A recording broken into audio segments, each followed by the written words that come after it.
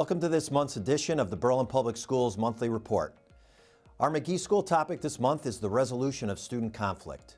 According to developmental research studies, middle school age students commonly display behaviors that can be characterized as competitive, moody, sensitive, insecure, and energetic.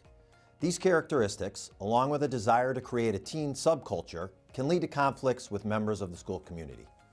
When this occurs, adults at McGee School follow protocols for addressing the issue and intervene to resolve and restore relations that eliminate or at least minimize obstacles that impede teaching and learning. During the video, we aim to take you through a series of action steps as we work toward the effective management and positive improvement of student behaviors and relationships. Please note, the scenario and student actors are simulating a story and have been asked to help with the filming of the project. A conflict might occur when students are working or playing together. For example, in this scenario, Elizabeth, Chloe, Johan, and Gunnar are playing basketball, and Elizabeth slaps Chloe's hand. This may be intentional or not.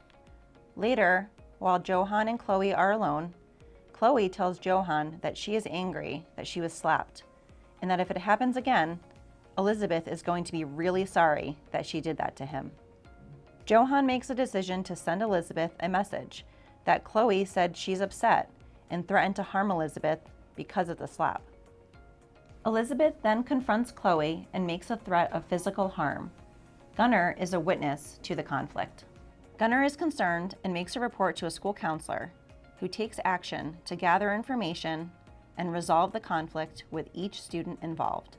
During the meetings, the counselor works to identify the actual events that took place, alternative options at each interaction, and impact of choices on self and others. The counselor then develops a plan to meet with each student separately a second time to plan out a restorative meeting between the students.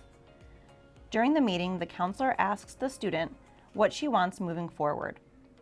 The goal is to end the conflict and maybe even restore a positive relationship. Although there are many times that students simply want to end the conflict and part ways in an appropriate manner.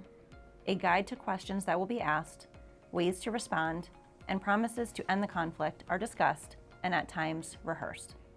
The counselor will need to inform an assistant principal of the conflict if school rules have been violated, as the school is required to implement discipline in the event of a violation of Board of Education policy. The assistant principal also plays a role in the mediation to help resolve and restore, as they have received training in restorative practices. The assistant principal will address the discipline side of the issue after learning has been addressed. A mediation is held between the students under the guidance of the counselor and the assistant principal. During the meeting, students share their goals for the meeting outcome, identify feelings, impact of actions, and make a plan moving forward to meet the goal of conflict resolution. A contract may be written and drawn up to document the plan. If a Board of Education policy or school rule was violated, students would learn of the required school action after the meeting at a separate time. Phone calls to families are made, and the required documentation is finalized and filed. Ongoing formal and informal monitoring is implemented to maintain positive and appropriate behaviors. I hope that you've enjoyed this month's video and understand the effort and resources deployed to help our students in the journey to become kind, compassionate citizens who increasingly make growth in their ability to independently communicate effectively and solve problems that they are sure to encounter in and outside of the walls of the short 3 years they spend at McGee School.